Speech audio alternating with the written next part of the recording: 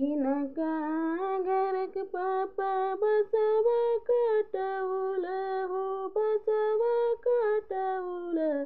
किनका घर खेर कुस किनका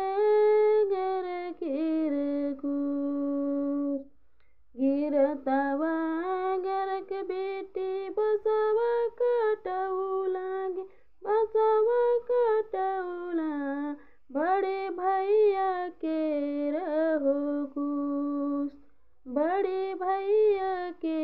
रहो कुस सुखी गेल बसवा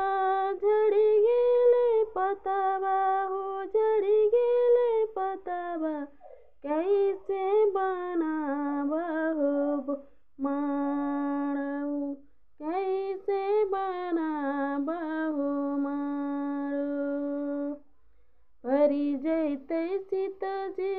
परी जैतै सीता बेटी परी जैतै लगन गे